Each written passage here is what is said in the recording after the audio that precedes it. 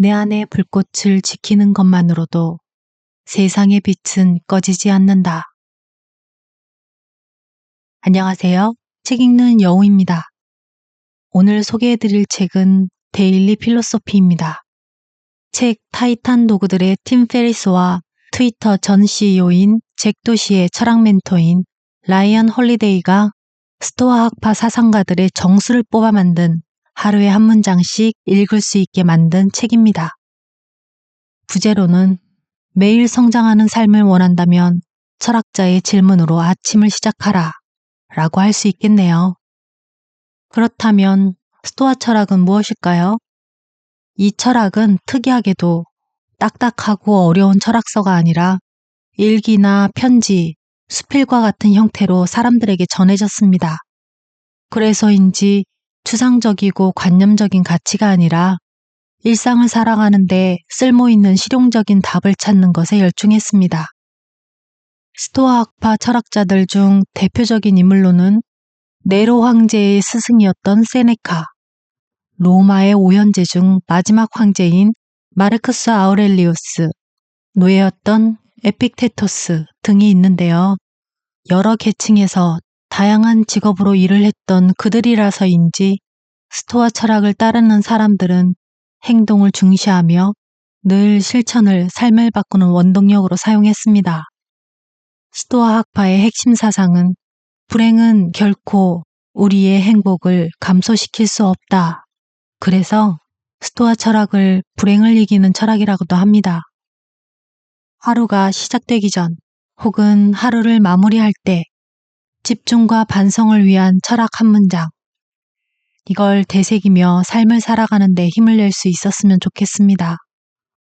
자, 그럼 데일리 필로소피, 철학 한 문장 한 문장 시작해 보도록 하겠습니다.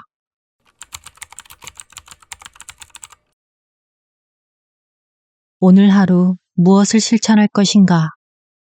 죽음 속에 깃든 아름다움. 시간의 작은 조각들이 자연에 순응하며 흘러가면 마치 잘 익은 올리브 한 알이 땅에 떨어지는 것처럼 우리의 마지막 안식처가 우아하게 다가온다.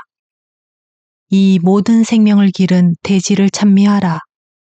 우리를 키워준 나무들에게도 감사하라. 아우렐리우스의 글은 예술가처럼 아름다운 동시에 비범한 통찰력을 보여준다. 그는 인생의 마지막을 나무에서 떨어지는 잘 익은 과일처럼 보고 있다. 어떤 시는 삶의 마지막을 이렇게 묘사하기도 했다. 빵을 구우면서 일어나는 균열과 잔금은 제빵사가 의도한 것이 아니다. 하지만 사람의 눈을 사로잡고 식욕을 휘젓는다. 여기서 숨겨진 의미는 무엇일까? 다른 사람들은 볼 수 없는 것을 볼 수 있다는 것. 모두가 간과하고 넘어가는 것에 축복과 조화가 숨어 있다는 의미다. 자연의 순리에 따라 세상을 바라보면 죽음 속에도 아름다움이 깃들어 있다. 선택이 운명을 결정한다. 시상대와 감옥은 전혀 다른 곳이야. 하나는 높고 하나는 낮지. 하지만 이 두 장소 모두 우리가 자유롭게 선택한 일의 결과에서 비롯된다네. 스토아 철학자들의 계급은 다양했다. 아우렐리우스는 황제였지만 에픽테토스는 노예였다. 어떤 이는 부유했고 어떤 이는 가난했다. 누군가는 평안한 삶을 살았으며 또 다른 이는 상상하기 힘든 고초를 겪으며 생을 보냈다. 불평등을 겪는 것은 우리도 마찬가지다. 우리는 모두 다양한 배경을 안고 태어나 짧은 인생 속에서 한바탕의 행운과 불운을 경험하곤 한다. 하지만 역경 속에 처해 있든 운 좋은 기회를 만났든 우리는 우리가 통제할 수 있는 것에 주의를 기울이며 주어진 일을 해야 한다.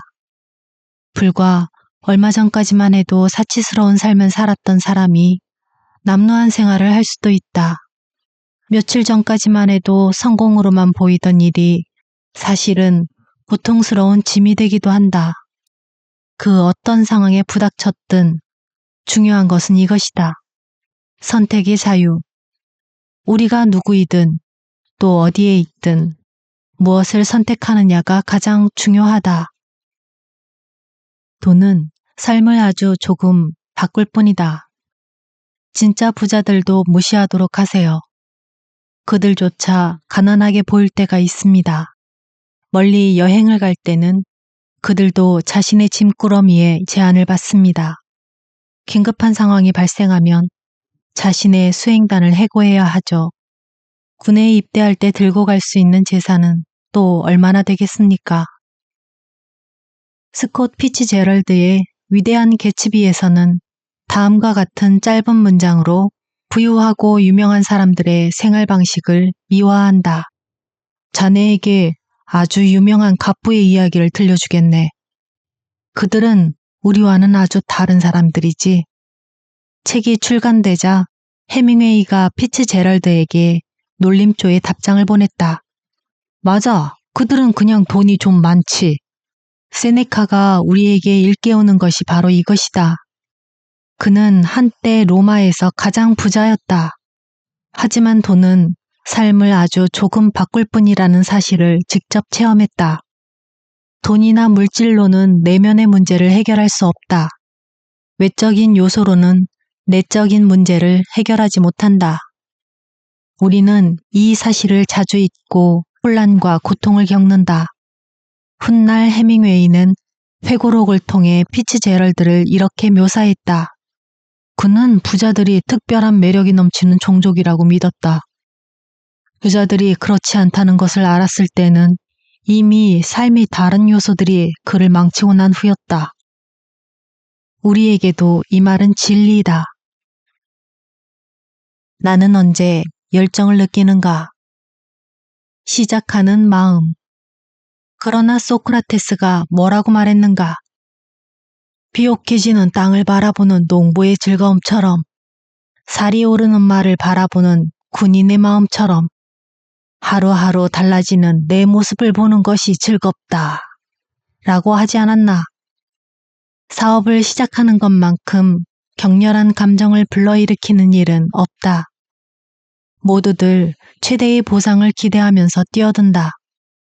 헤아릴 수 없는 많은 시간을 바치고 수없이 위험을 무릅쓰며 자신의 모든 것을 투자하는 이유가 여기에 있다. 나의 일상을 위해서도 사업을 일궈나가는 것과 동일한 정성을 기울여야 하지 않을까? 우리는 이런 믿음으로 사업을 시작한다. 이제 시작이야. 조금씩 자리를 잡아나가게 될 거야. 시간이 지나면 파트너도 직원과 고객도 늘어날 것이고 투자가들이 우리를 알아보게 되고 자산도 불어날 거야. 사업이 번창할 것이라 믿는 것처럼 자신이 발전할 수 있다고 믿는 것이 이상한 일인가? 우리에게는 그만한 열정이 있어야 한다.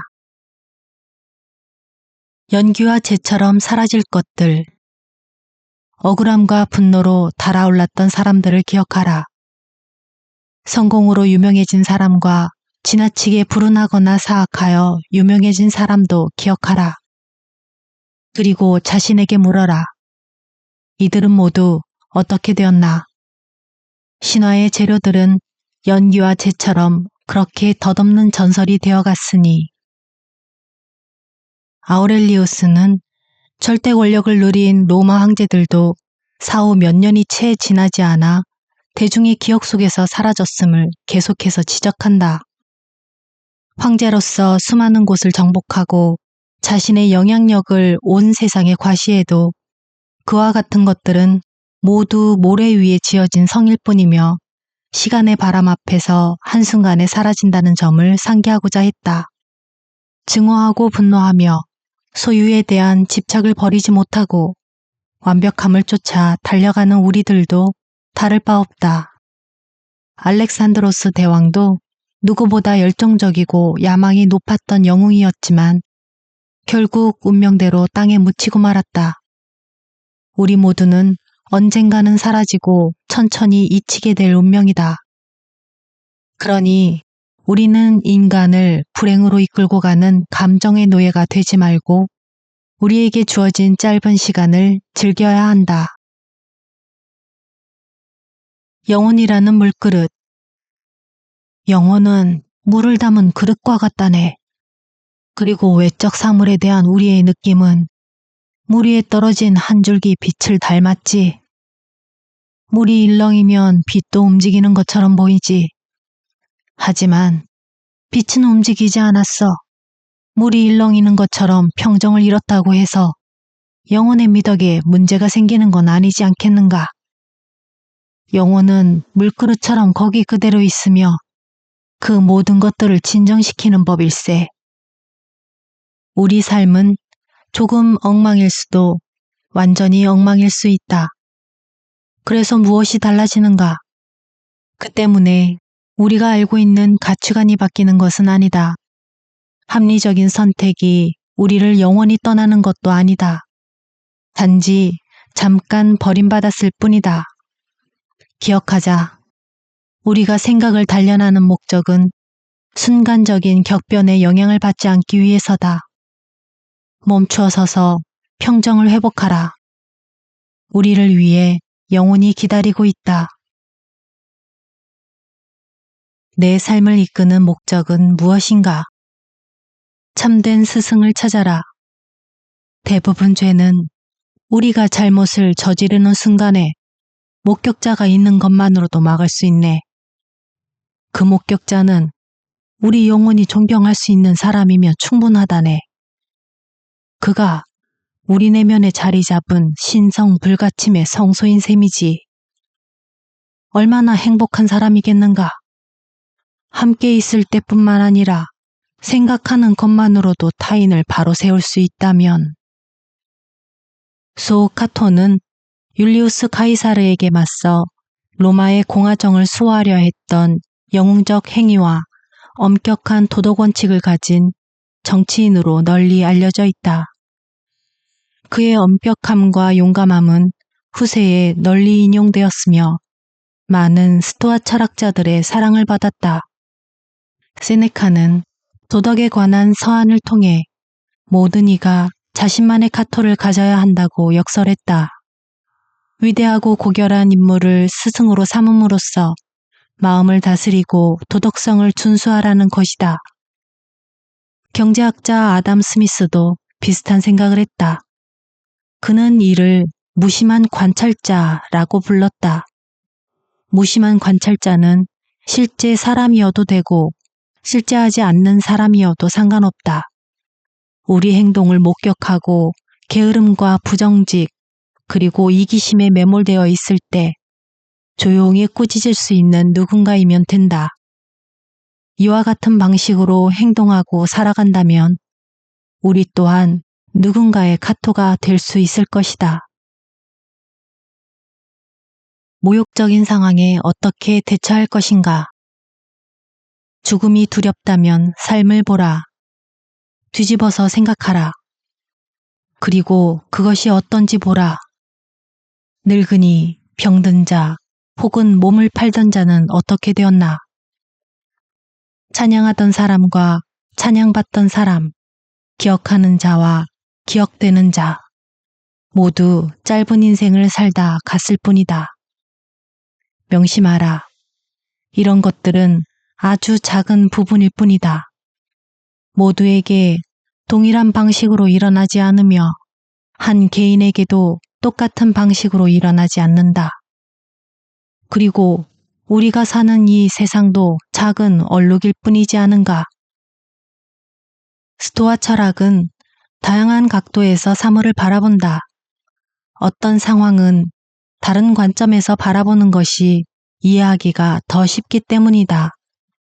어떤 사람이 레미제라블의 장발장처럼 빵 한 조각을 훔쳤다고 하자. 만약 병든 노모를 위해 그렇게 했다면 그는 그저 단순한 도둑으로 보아야 하는가? 또 어떤 부자가 수십억 달러를 기부했다고 하자. 그런데 그것이 자신의 탈세를 감추기 위함이었다면 사건의 결과는 원인이 무엇이었느냐에 따라 그 해석이 달라진다. 알고 보니 그게 아니었더라가 많은 이유는 우리가 한쪽만 보고 다른 쪽은 보지 않았기 때문이다. 죽음이 두렵다면 삶을 바라봐야 한다. 불행이 두렵다면 행복을 바라봐야 한다. 실패가 두렵다면 성공을 봐야 하고, 우울함이 두렵다면 명랑함을 봐야 한다.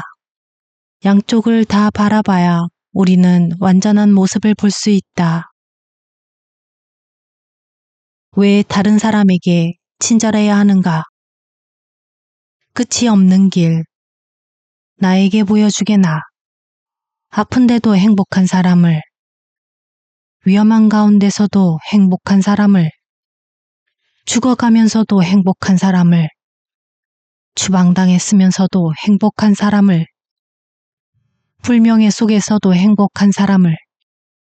신께 맹세코 그와 같은 스토아 현자들을 보는 것이 나에게 얼마나 기쁜 일인가. 하지만 자네가 그런 사람들을 보여줄 수 없다면, 적어도 그렇게 되고자 노력하는 사람을 보여줄 수 없다면 자네가 보여주게나. 철학은 멸망하는 것을 획득하기 위해 탐구하는 것이 아니라 삶에 적용하기 위해 탐구하는 것이다. 한 번씩 이따금하는 것이 아니라 생애 전반에 걸쳐 끊임없이 정진하며 나아가는 것이다. 또 형상 없는 신을 만나고자 하는 것이 아니라 실천을 지속하고자 하는 것이다. 에픽테토스는 자신의 성과에 우쭐거리는 학생들을 흔들어 놓는 것을 즐겼다. 그는 완벽한 평정으로 다가가기 위해서는 혹독한 훈련과 끊임없는 탐구를 잊지 말라고 학생들에게 당부했다. 자기 수양으로 가는 기나긴 여정에서 우리가 잊지 말아야 할 사실은 결코 그곳에 도달할 수 없다는 것이다. 어떤 상황에서도 완벽한 평정을 유지하는 현자는 스토아 철학자에게도 결코 닿을 수 없는 이상적인 모델이다. 행운은 무작위로 찾아온다. 당신은 이렇게 말한다. 행운은 우리가 구석에 몰릴 때 마주치는 녀석이다. 하지만 스스로에게 행운을 가져다 주는 사람이 운이 좋은 사람이라는 것을 명심하라. 행운은 잘 조율된 영혼이자 좋은 충동이며 좋은 행동인 동시에 좋은 습관이기 때문이다. 행운이란 무엇인지 좀 더 생각해보자. 하나는 완전히 우리의 통제 바깥에 있는 것으로 무작위로 발생한다.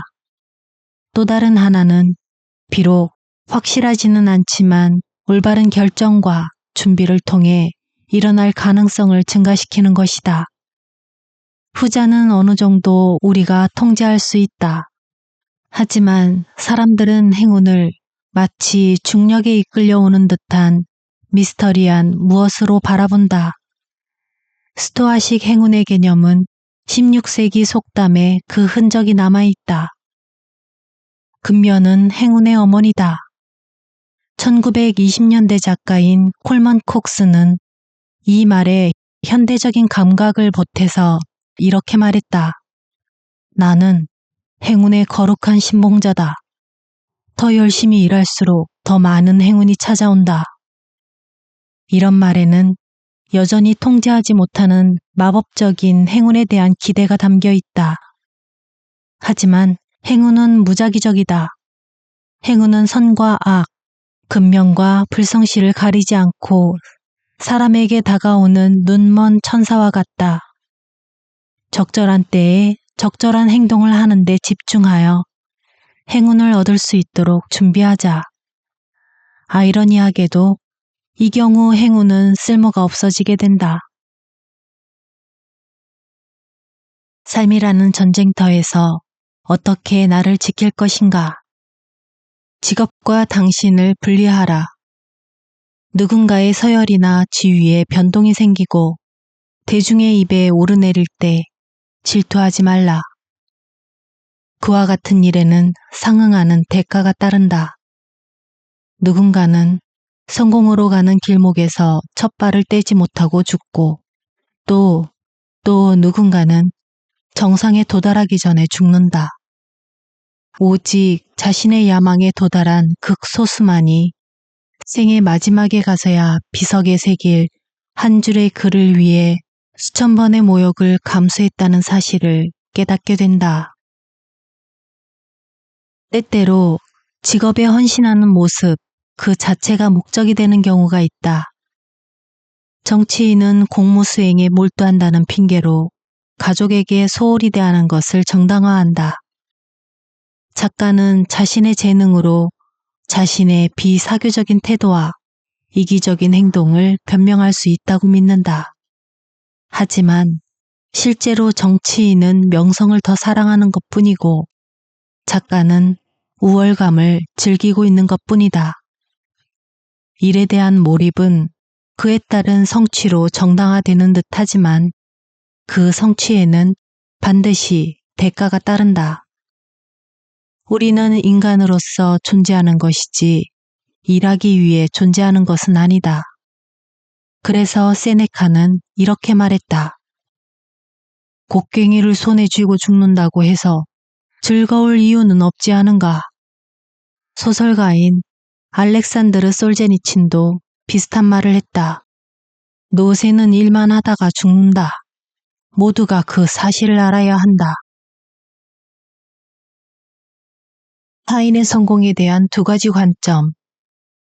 스스로를 위해 아주 어려운 일을 하고자 한다면 그것이 불가능하다고 상상하지 말라. 그것이 가능한 일이라 생각하라. 인간의 본성에 적절한 일이라면 당신 또한 쉽게 성취할 수 있다.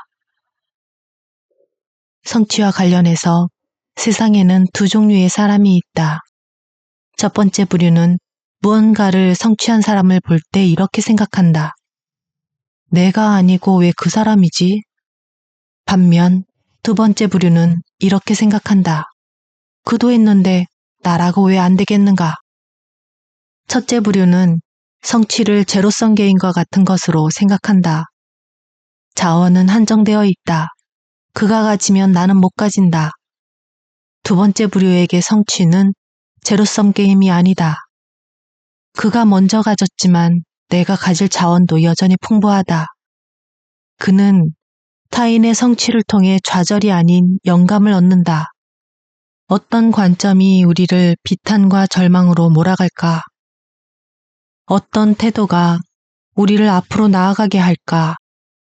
어떤 태도가 좋을지는 너무나도 분명하다. 당신은 어떤 사람이 될 것인가? 의도적으로 반대로 하라. 나쁜 습관을 바꾸려 할 때 우리가 즉시 실천할 수 있는 행동은 무엇일까? 반대로 하는 것이다. 불면증 환자가 있을 때 기존의 의료계에서는 이완 기술을 가르치는 것이 일반적인 처방이었다. 하지만 프랭클은 환자들에게 잠들려고 하지 마세요 라고 말했다. 그는 문제에 초점을 맞추지 않는 방법으로 환자의 강박관념을 해방시켰다. 원하는 일이 이루어지지 않을 때 우리는 강박관념에 휩싸인다. 그때의 강박관념은 겉으로는 성공에 대한 의지인 듯 보이나 실제로는 장애물이다. 성공하고 싶다면 성공에 대한 가짜 의지를 버려야 한다. 성공에 대한 진짜 의지는 역설적으로 성공을 생각하지 않는 것이다. 실패에 대한 두려움도 마찬가지다. 실패하고 싶지 않다면 실패에 대한 생각 자체를 버려야 한다. 무릎 꿇지 말고 일어서라. 인간은 전지전능한 신을 향해 온다네. 신이시여, 어떻게 해야 이 고통에서 벗어날 수 있습니까? 이런 생각은 어리석다네. 이미 손에 쥐고 있지 않은가? 혹시 신이 우리에게 공정함을 주는 것을 잊었다고 생각하는가? 그렇다면 무릎 꿇고 앉아 코가 땅에 닿도록 다시 기도하게. 그렇게 하기 싫거든 콧물을 닦고 희생양을 찾는 짓은 그만두게. 세상은 불공평하다. 조작된 게임처럼 보인다. 누군가는 우리보다 늘 앞서간다. 또 누군가는 더 많은 재능과 부유한 환경 속에서 태어난다. 내가 짊어진 십자가는 언제나 타인의 것보다 더 고통스럽다. 세상에 대한 이런 생각이 진실에 더 가까워 보인다. 이에 대한 위로는 헛된 거짓말 같다. 하지만 이런 생각을 하는 것이 도대체 무슨 도움이 되겠는가? 우리에게는 두 가지 선택지가 있다. 왜 이렇게 고통스러운가에 집중하면서 누군가 우리를 구원해 주기를 기다리는 것이다. 그렇지 않을 거라면 지금 주어진 조건을 어떻게 활용할 것인가에 집중하면서 스스로를 구원해야 한다. 아우렐리우스는 인간적 의지에 권능이 있다며 이렇게 말했다. 스스로를 구원하기 위해 일어서라. 자신을 사랑한다면 할 수 있는 만큼 그렇게 하라. 유리는 이미 깨졌다. 불운이란 기대하지 않은 순간에 우리에게 떨어지는 법입니다. 막루에서 항상 지켜보는 자만이 쉽게 인내할 수 있지요. 아름다운 유리컵을 가진 선승이 있었다. 그는 스스로에게 늘 이렇게 말했다. 컵은 이미 깨졌다. 그는 컵을 아끼고 즐겨 사용했으며 방문객들에게 그 아름다움을 자랑하는 일에도 스스럼이 없었다. 그러던 어느 날 정말로 컵이 깨졌다. 선승은 이렇게 말했다. 당연한 일이지. 에픽테토스와 램프에 관한 이야기도 이와 비슷하다. 에픽테토스에게는 아주 값비싼 램프가 있었다. 그런데 평소에 문단속을 잘 하지 않았던 그는 어느 날 그 램프를 도난당하고 만다. 에픽테토스는 미련 없이 싼 것으로 교체했다. 다시 도둑맞아도 될 만큼 아주 싼 램프였다. 파괴, 손상, 분실에 따라오는 감정은 불쾌한 것이다. 하지만 겨울철에 눈이 왔다고 혹은 장마철에 비가 왔다고 마음이 만신창이가 되는 사람은 없다. 그와 같은 사건이 일어나리라는 사실을 마음속에서 이미 인지하고 있기 때문이다. 이와 같이 생각한다면 어떤 일이 우리를 놀라게 할 수 있겠는가?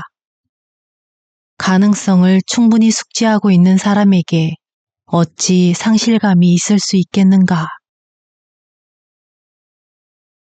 내 마음의 주인으로 살고 있는가? 극단을 피하라. 우리의 내적인 성향은 모든 면에서 달라야만 하네. 하지만 우리의 외양만은 저 군중들과 매 한 가지여야만 하네. 금욕을 강조하고 향락을 거부했던 디오게네스는 거짓골을 하고서 길거리에서 논쟁을 일삼고 다녔지만 수천 년이 지난 후에도 우리에게 생각할 거리를 던져줄 만큼 깊이 있는 사유를 했던 철학자였다. 그때도 그랬지만 우리들도 당시 그의 모습을 보았다면 이렇게 생각했을 것이다. 저 미친노이는 누구지? 그는 속이 빈 통나무에서 잤으며 다 떨어진 옷 한 벌 외에는 어떤 것도 심지어는 밥그릇조차 소유하지 않았다. 철학과 사상 혹은 신념을 극단으로 추구하는 모습은 우리를 유혹한다. 그런데 누구를 위해서 그렇게 해야 하는 것일까? 사실 사회의 기초적 규율과 질서, 풍습을 거부하는 것은 타인과의 거리를 멀어지게 할 뿐만 아니라 타인에게 위협이 될 수도 있다. 차림새와 같은 외양은 피상적이기에 근본적인 내면의 변화가 더 중요하다. 자신의 철학을 극단으로 추구했던 디오게네스와 스토아 철학자는 이 지점에서 달랐다. 미리 비참해지지 말라. 미래에 대해 걱정하는 영혼은 비참하다네. 고통이 오기 전에 먼저 고통스러워하지. 그들이 그렇게 불안에 휩싸이는 이유는 가진 것을 끝까지 소유하고 싶은 욕망 때문이야. 하지만 그와 같은 영혼에게는 결코 안식이 있을 수 없다네. 오히려 갈망함으로써 누릴 수 있는 현재를 잃어버리고 말 뿐이지. 누구나 희미하고 낯선 불안감에 시달리는 때가 있다. 그러나 아무리 기다려도 그 어떤 일도 일어나지 않는다. 바로 이 지점에서, 기분 나쁜 감정이 바로 이 지점에서 완전히 자발적인 것임을 알 수 있다. 하지만 그렇다고 하더라도 이 감정은 쉽게 가라앉지 않는다. 행동하는 실용주의자는 너무 바빠서 그와 같은 어리석음에 빠지지 않는다. 실용주의자는 가능성 때문에 미리 걱정하지 않는다. 불필요한 걱정에 낭비한 시간은 돌아오지 않기 때문이다. 예상했던 최악의 시나리오가 그대로 일어나도 마찬가지다. 우리는 그만큼 더 많은 고통의 시간을 보내야 했던 것뿐이다. 그것도 자발적으로. 그날 하루가 우리에게 주어진 마지막 하루라면 걱정으로 시간을 보내고 싶지 않을 것이다. 좌불안석에 시달릴 시간에 다른 영역에 집중하며 전진을 이루어 나가자. 걱정이 현실이 될 때까지 내버려 두어라. 관심사에 시간을 쏟아붓기에도 우리의 생은 짧다. 진리는 반대편에도 있다. 악명 높은 작가일지라도 배울 만한 좋은 말을 했다면 나는 그를 인용하는 것이 전혀 부끄럽지가 않다. 세네카의 저술에서 두드러진 점이 있다면 그가 에피쿠로스를 상당히 많이, 그것도 긍정적으로 인용했다는 것이다.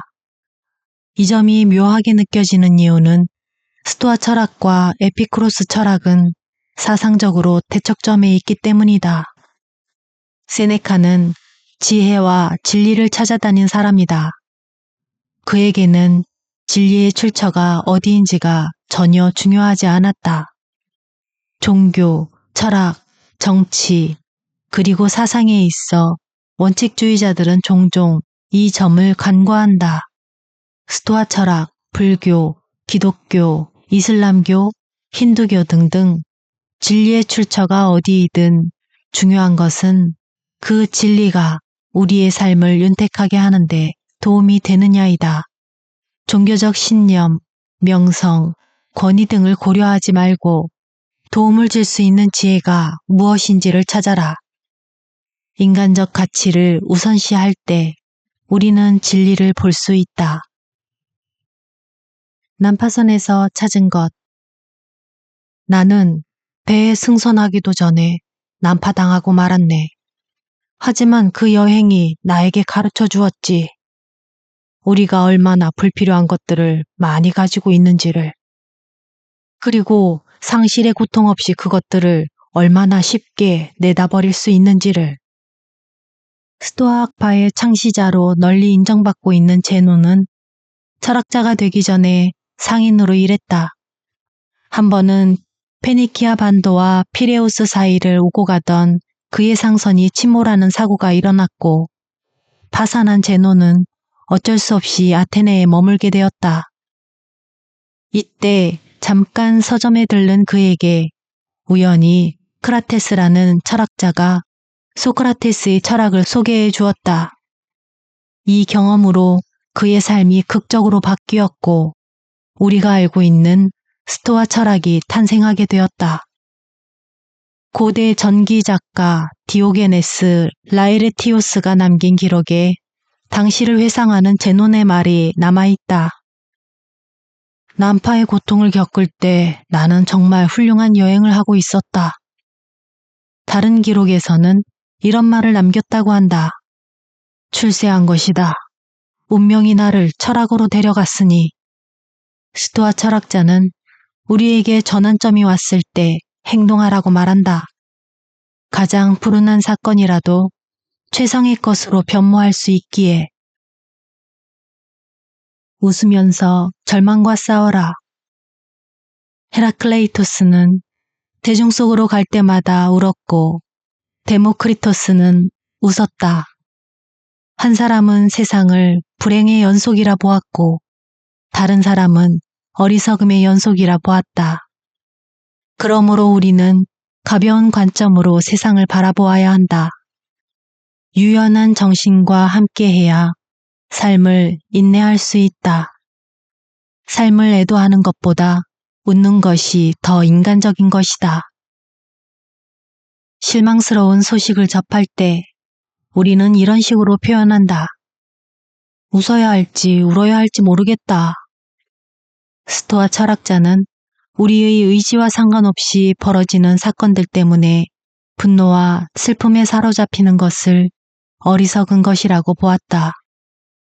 그들은 최악의 상황에서도 절망과 분노로 눈물을 쏟기를 바라는 운명 앞에서도 웃음을 선택했다.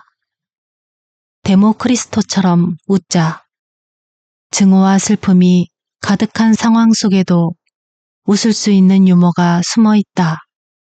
게다가 유머는 생산적이다. 무거움을 가볍게 만들 수 있는 건 유머뿐이다. 자신의 일을 사랑하라. 아직 마치지 못한 일이 있다면 용기를 갖고 즉시 뛰어드는 것이 미덕이네. 사람들은 떨떠름한 얼굴로 미적미적이라는 자를 어리석음의 표상으로 생각한다네. 몸은 이쪽에 있으면서 마음은 다른 쪽에 가 있다면 나누어진 충동으로 인해 괴로움만 가중될 뿐이지. 게을러졌다는 느낌이 들 때 다시 일에 착수하고 싶다면 이렇게 자문해보자. 왜 이 일을 해야 하는가? 그런데도 망설이고 있다면 다시 이렇게 묻자. 이 머뭇거림의 이면에는 무엇이 있는가? 두려움? 게으름? 상심? 피로? 하고 싶지 않은 일을 대신해주는 사람은 없다. 괴로운 과제에서 벗어나도록 면책해주는 사람도 없다. 그 대신 우리가 해야 할 일이 왜 그토록 중요한지 설명해 줄 수 있는 사람만이 있을 뿐이다. 입으로만 떠들고 정작 행동은 하지 않는 그런 사람이어서는 어떤 일도 할 수 없다. 스티븐 잡스는 애플이 전 세계에서 가장 가치 있는 기업 중 하나로 떠오르기 시작한 2005년 스탠퍼드 대학의 졸업식에서 다음과 같이 말했다. 일은 우리 인생의 많은 시간을 차지한다. 당신이 삶에 만족할 수 있는 유일한 방법은 당신이 하는 일이 위대하다고 믿는 것이고, 위대한 일을 하는 유일한 방법은 당신의 일을 사랑하는 것이다. 옳은 일을 해야 하는 이유는 무엇인가? 역경의 쓸모. 한 번도 불행 속에 살아본 적이 없다면 나는 당신이 불행하다고 말하겠다. 적대자와 마주치지 않고 살아왔다고 해도 마찬가지다. 행운 속에서만 살아왔다면 누구도 당신이 무엇을 할 수 있는지 알지 못한다. 당신조차도. 힘겨운 시기를 이겨낸 사람들은 훗날 그 시절을 영광의 상처로 기억하곤 한다. 옛날이 좋았지. 보다 좋은 환경에서 살아갈지라도 그들은 그 시절을 잊지 않는다. 이겨낸 고난은 궁극적으로 긍정적 경험이 된다. 지금의 자신을 만든 것은 그 시절의 고난이기 때문이다. 여기에 더해 불운은 우리에게 또 다른 도움을 준다. 세네카의 말처럼 경험하고 이겨내면서 우리는 자신의 능력을 훨씬 더 잘 이해하게 되고 내면의 장점을 발견하게 된다. 또 매서운 시련은 가까운 미래에 닥쳐올 수 있는 유사한 역경을 이겨낼 수 있도록 힘을 준다. 힘든 시기를 겪고 있다고 상황이 녹록치 않다며 불평하지 말자.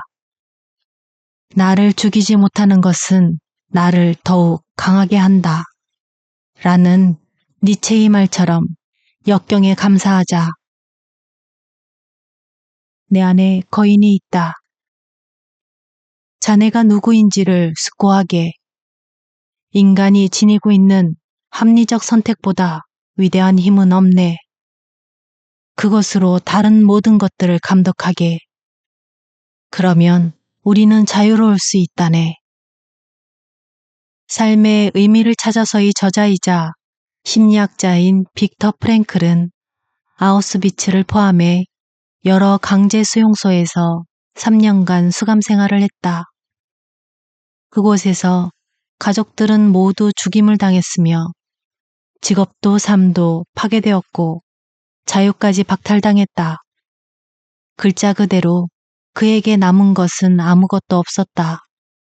하지만 나치가 빼앗아가지 못한 것이 하나 있었다.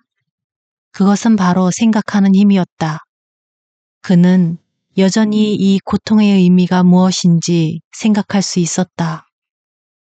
나아가 프랭클은 그와 같은 상황에서도 긍정적인 면을 찾을 수 있다는 사실을 깨달았다. 거기에서도 심리학 이론을 탐색할 수 있는 기회가 있었고 도움을 필요로 하는 사람들이 존재했다. 그는 자신의 심리학 이론을 세워감과 동시에 고통과 상실감에 괴로워하는 동료들을 위로하면서 수용소에서 생활했다. 이성을 사용해 선택할 수 있는 능력이야말로 인간에게 숨겨진 힘이다. 압박 속에서 의무를 짓눌리고 어디로 가야 할지 혼란스러울 때 생각하자. 나는 어둠 속에서 어둠을 볼 것인가? 아니면 빛을 볼 것인가? 화창한 날에 준비해야 할 것들. 자네가 얼마나 의지가 있는지 시험해 보겠나? 일주일 동안 퍽퍽한 싸구려 음식만 먹어야 한다면, 다 낡아 해진 옷을 입어야 한다면 자신에게 물어보게. 이것이 자네가 두려워하는 최악의 상황인지 말이네. 좋은 시절일 때 우리는 다가올 힘든 시기를 위해 대비해야 한다네. 운명은 우리 앞에 햇살이 따사로울 때 자신의 이빨과 발톱을 갈아두는 짐승이기 때문이지. 그래서 군인들은 평화로울 때 병법을 수련하고 적이 시야에 없을 때 참호를 판단해 지쳐있을 때 적이 공격해 오지 못하도록 그렇게 대비를 하지. 푹신한 침대를 멀리하고 딱딱한 바닥에 잠을 청해보자. 지갑을 도둑맞은 것처럼 마음대로 돈을 쓰지 못하는 불편한 상황 속에서 며칠을 지내보자. 차를 압류당했다 생각하고 차 없이 걸어보자. 단지 그렇다고 생각하지 말고 실제로 그렇게 해보자. 그렇게 살지 않았을 때 몰랐던 사실을 깨닫게 될 것이다. 날이 좋을 때 우산을 준비해 두어야 한다는 사실 말이다. 세네카는 말했다. 위기가 닥쳤을 때 궁지에 몰리지 않으려면 오기 전에 준비하라. 덜 갖는 연습을 하라. 동료 없이 식사하는데 익숙해지도록 하자.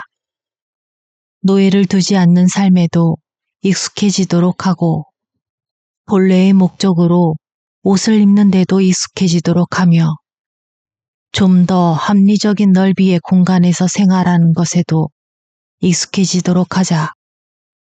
오스트리아의 소설가이자 스토아적 지혜를 갖춘 것으로 유명한 슈테판 츠바이크는 당대에 가장 인기 있는 작가 중 한 사람이었다. 하지만 히틀러가 등장하면서 삶이 파괴되고 만다. 츠바이크를 얼마나 애도해야 할까? 인간의 삶에는 이런 비극이 넘쳐난다.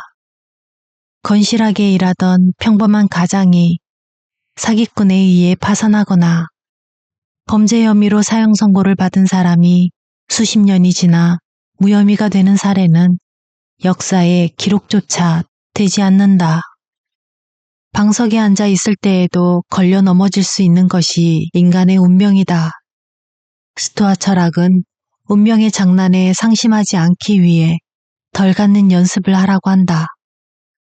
적은 돈, 작은 명성, 적은 만남, 작은 욕망 등 보다 더 작고 적은 것에 익숙해지라는 것이다.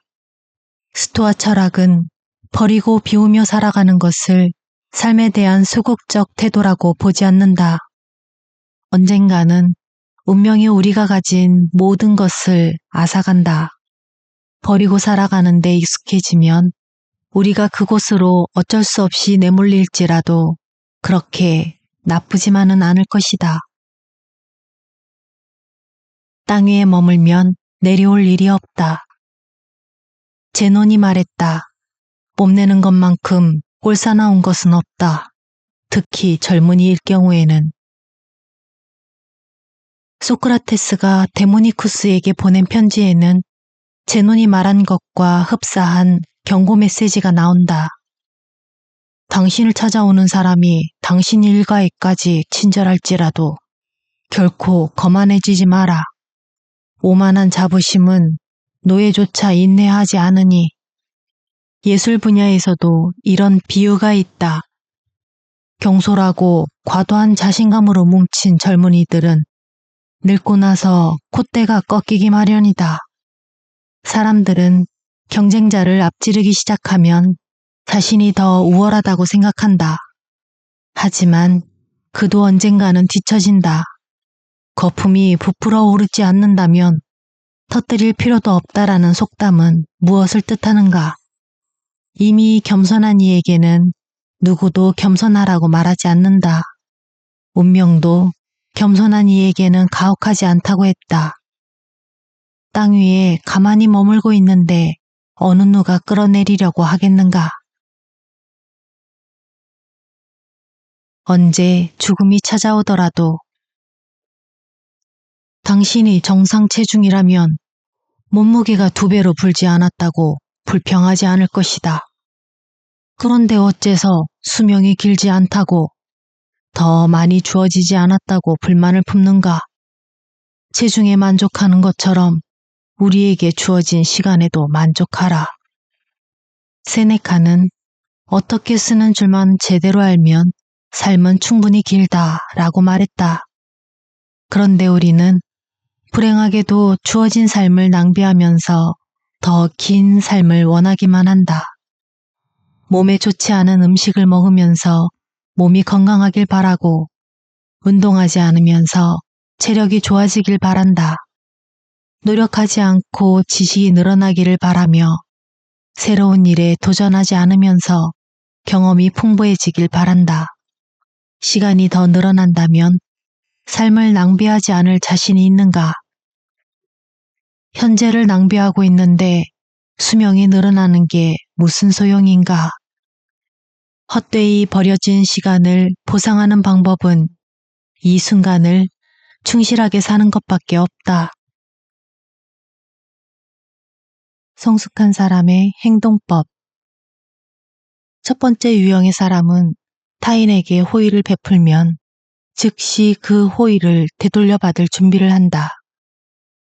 두 번째 유형은 그렇게 즉각적인 반응을 바라지는 않는다. 하지만 여전히 자신이 받을 채무가 무엇인지 기억하고 있다. 세 번째 유형은 자신이 베푼 행동을 의식하지 않는다. 그들은 포도주를 만들고 난 후에 포도나무, 경주를 마친 말, 사냥감을 쫓은 뒤에 사냥개, 꿀을 만들고 난 후에 꿀벌과 같다. 그와 같은 사람은 좋은 행동을 한 후 자신의 행위를 자랑하지 않는다.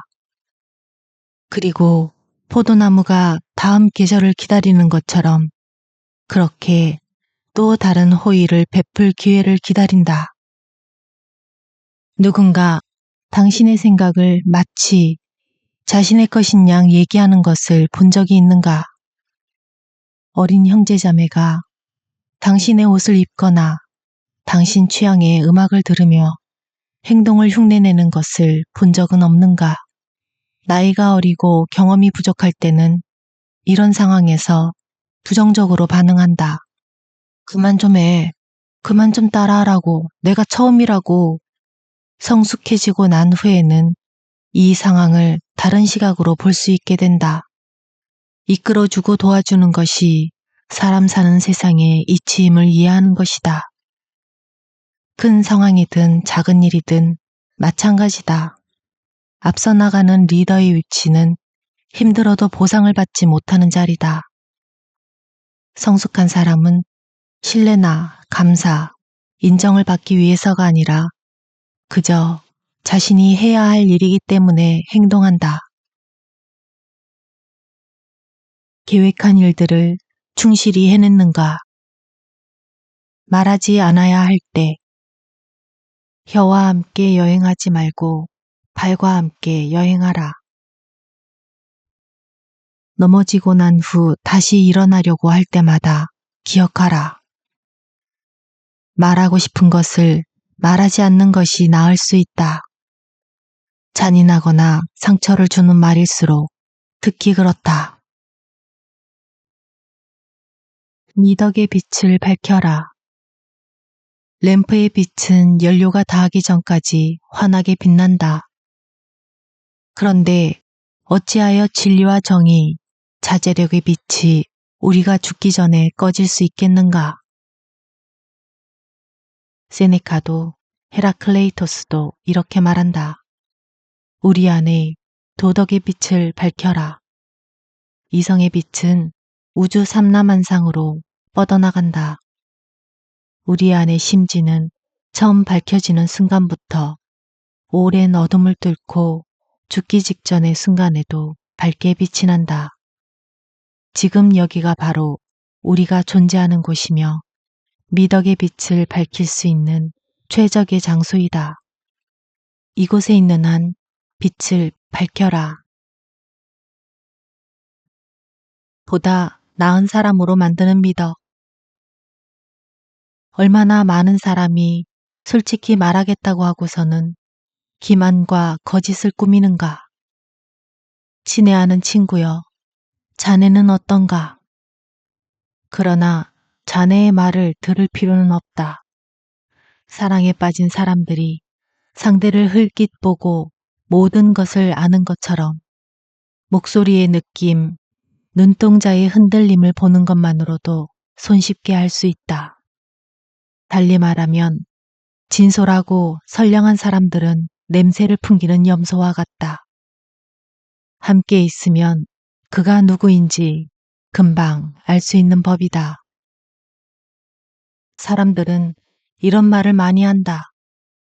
솔직하게 말해서 있는 그대로 얘기하면 신뢰되는 말이 아니라면 빈말일지라도 이런 얘기를 듣는 순간 의문이 떠오른다. 진솔함과 정직함을 서두에 깔고 시작하면 정말 모든 것을 가감없이 이야기할 수 있는 것일까? 지금 솔직하게 말하겠다는 건 평소에는 솔직하지 않았다는 의미는 아닌가? 시인인 랠프 월더 에머슨은 사람은 혼자 있을 때 정직하다라고 했다. 정직하기가 얼마나 어려운지를 반어적으로 표현한 말이다. 사회생활을 해야 하는 인간에게 거짓말은 필요하기다. 그런데도 인류의 스승들은 정직을 강조했다. 그것이 나은 인간을 만드는 미덕이기 때문이다. 정직이 없는 자기 반성은 있을 수 없다. 관계를 끊기 전에 늑대가 친절하다고 해서 양의 친구가 될 수는 없다. 어떤 일이 있더라도 잘못된 우정을 피하라.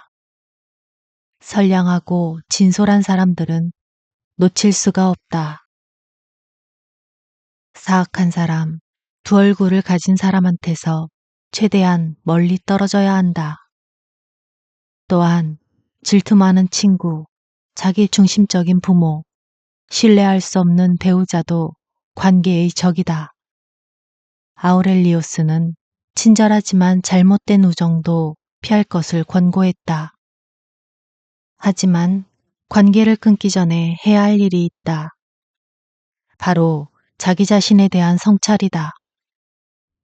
만약 그들이 그렇게 행동한 이유가 당신이 그들을 불성실하게 대했기 때문이라면 그래서 스토아 철학자들은 이렇게 질문하라고 했다. 타인의 행동을 판단하려고 하지 말고 자신을 먼저 돌이켜보라. 모두가 한때는 친절하고 서로에게 성심을 다한다. 그러나 어느 순간 상황이 돌변하고 관계가 파탄이 난다. 그렇다면 이렇게 질문해보자. 당신이 그들을 속이고 있는 것은 아닐까? 일이 잘 될 때만 관계를 유지하려 했던 것은 아닐까? 그들이 도움이 필요한데도 거절했던 것은 아닐까? 달콤한 디저트는 함께해도 쓴 열매는 함께하지 않으려는 사람이 있다. 그 사람은 당신인가, 상대인가? 삶의 우선순위. 당신을 위해 자투리 같은 시간만을 남겨둔다는 것이 부끄럽지 않습니까?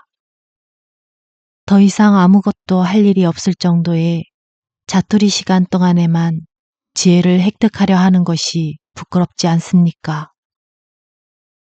우리는 하루 중 8에서 10시간 정도를 사무실 혹은 일터에서 보낸다. 그리고 8시간 동안 수면하고 새끼 식사를 위해 약 3시간 정도를 쓴다. 그리고 나머지 시간에 무엇을 하는가? 친구를 만나거나 텔레비전을 보거나 게임을 하거나 운동을 한다. 결국 스스로의 삶에 대해 생각하는 시간은 거의 없다. 세네카에 의하면 시간과 에너지가 남을 때 철학을 공부하는 것이 아니다. 철학 공부를 먼저 끝낸 후에 다른 것을 할 시간을 마련해야 한다. 하루에 단 10분이라도 먼저 자신의 삶을 되돌아볼 시간을 가진 다음 친구를 만나거나 텔레비전을 봐도 늦지 않다. 하지만 그 반대로 하면 우리의 인생은 계속해서 뒤처질 것이다. 오늘의 나는 어제의 내가 아니다. 우주는 변화하며 삶은 의견일 뿐이다.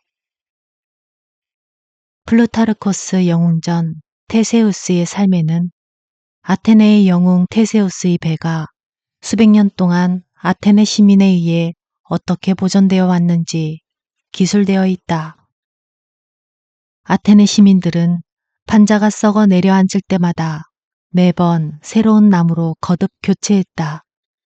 그렇게 오랜 시간이 지나자 배의 모든 판자가 새 것으로 교체되었다. 플루타르코스는 이렇게 묻는다. 이 배는 여전히 테세우스의 배인가? 아니면 완전히 새로운 배인가? 세상에 대한 우리의 의견은 스냅 사진과 유사하다. 아주 짧은 시간의 기록일 뿐이다. 우주는 지속적으로 변화한다. 우리의 손톱도 조금씩 자라고 깎이며 또 자란다. 새로운 피부가 죽은 피부를 대신하고 오래된 기억은 새로운 기억으로 대체된다. 그럼에도 우리는 여전히 같은 사람인가? 주위에 있는 다른 이들도 동일한 사람이라 말할 수 있는가? 변하지 않는 것은 없다. 우리가 숭배하는 것조차 마찬가지다. 불운과 행운은 선택할 수 있다. 그는 감옥으로 보내졌다네. 하지만 그가 고통받고 있다는 판단은 그가 아닌 자네에게서 나온 말이네. 흑인 인권운동가였던 멜컴 X는 어린 시절 범죄를 저질러 소년원에 투옥되었다. 하지만 그는 그곳에서 교육받았으며 신앙을 가지게 되었고 흑인의 권리를 위해 싸우겠다는 마음을 다졌다. 그의 투옥은 불운인가 아니면 긍정적 경험인가? 스토아 철학에서는 사건을 사건 그 자체만으로 바라본다. 그것이 불운이 될지 행운이 될지는 사건을 바라보는 사람에게 달려있다. 스토아의 수용은 수동적인 것이 아니라 자기 향상으로 나아가는 적극적 과정의 첫 단계이다. 잃는 연습을 해라. 상실의 고통을 경험할 때마다 신체의 일부를 잃은 것처럼 느낄 것이 아니라 언제든 깨질 수 있는 유리였던 것으로 생각하게. 이를 기억해야 고통을 겪지 않을 것이야. 자네의 아이, 형제자매, 친구에게 입맞춤을 하는 것도 마찬가지이네. 그것이 자네가 바라던 최상의 경험이었다 할지라도 전쟁에서 대승을 거둔 장군이 죽음을 회피할 수 없는 것처럼 우리가 소유할 수 있는 것은 없네. 단지 잠깐 주어지는 것일 뿐 영원히 가질 수는 없네. 로마가 승리하면 대중들은 이기고 돌아온 장군을 바라보았다. 행렬의 맨 앞에 선 장군은 영광의 정점이었으며 로마인의 찬사는 모두 그를 향했다. 누구도 불멸의 업적과 명예를 의심하지 않는 상황 속에서 오직 스토아 철학자만이 사람들의 귀에 속삭였다. 기억하라. 저들도 죽는다. 우리가 획득한 것, 사랑하는 것들은 모두 필멸한다. 시간 앞에 허물어지지 않는 것은 없다. 위대한 시인 엘리자베스 비숍은 상실에 대해 이렇게 노래했다. 많은 것은 언젠가는 상실될 의도로 세워진 것이니 그것을 잃는다고 재앙은 아니다. 더 많이, 더 빨리 잃는 연습을 할 것. 그것을 잃는다고 불행한 것은 아니니. 무엇을 보여줄 것인가? 나이 외에는 오래 살았다는 것을 증명할 수 없는 늙은이들이 너무 많다. 오래 살았다는 말이 의미하는 것은 무엇일까? 무엇으로 긴 시간을 살아왔음을 증명할 수 있는가? 어느 날부터 우리의 시간도 바닥을 드러내기 시작한다. 나에게 주어진 시간을 이렇게 보냈지. 라고 말할 수 있다면 괜찮은 삶이 될 수도 있다. 세네카는 사멸할 존재로서 모든 것을 두려워하면서도 불멸할 존재처럼 모든 것을 욕망하다가 인생을 마감해야 할 시기에 와서야 다시 시작하고 싶어 하는 인간의 어리석음을 꼬집었다. 우리에게 주어진 시간 동안 무엇을 하며 보냈다고 말할 수 있어야 하는 걸까? 그냥 살아오지 않고 충분히 살아왔음을 어떻게 증명할 수 있을까? 자신만의 지혜를 축적하라. 통찰을 다른 사람의 비망록에서 빌려오는 것만큼 늙은이들에게 수치스러운 일은 없다네. 제논이 이렇게 말했다. 거기에 자네는 뭐라고 말할 텐가? 클레안테스는 이렇게 말했다. 거기에다 자네는 또 뭐라고 말할 텐가? 얼마나 오랫동안 다른 이의 주장만 쫓아다닐 것인가? 이제 자네의 주장을 하게. 후대에 물려줄 자신을 말이야. 시인 랠프 월더 에머스는 불멸에 대해 쓰면서 인용에 기대어 주제를 풀어가는 작가의 고뇌를 이렇게 토로했다. 나는 인용하는 것이 싫다. 내가 알고 있는 것을 말하고 싶다. 세네카가 2000년 전 우리에게 던진 화두가 바로 이것이다. 현자들의 말을 인용하기란 쉽다. 특히나 위대한 인물로 존경받는 사람이라면 더욱 그렇다. 하지만 자신만의 것, 자신만의 생각을 펼치기는 어렵다. 그렇다면 어떻게 해야 남들로부터 빌려오지 않고 자신만의 생각을 창조할 수 있는가? 과거의 현자들은 어떻게 독창적인 사고를 할 수 있었을까? 우리의 경험에 가치가 숨어 있다. 자신만의 지혜를 축적한 그 길 위에 답이 있다. 오늘은 여기까지입니다. 책 선정은 좀 됐는데 출판사에 이용 허가를 받는 데까지 시간이 꽤 걸렸어요. 제가 익숙하지 못한 탓이겠죠. 365개의 철학 문장들 중 제 기준으로 거르고 걸러서 읽어드렸는데 어떠신지 모르겠어요. 철학 문장 자체에 가슴이 끌려간 것도 있었지만 꿈보다 해몽이다 라는 말이 떠오르는 문장들도 몇몇 있었습니다. 이것은 부정적인 의미보다는 제가 미처 생각하지 못한 다른 방식의 해석도 들려주는 듯해서 저는 좋았습니다. 감정이 꿈틀대는 경우는 많아도 뇌가 쪼여지는 느낌은 요 근래 흔치가 않아서요. 어째 점점 반성할 일들이 참 많아집니다. 그럼 오늘은 여기서 인사드리겠습니다. 행복한 하루, 편안한 밤 되세요.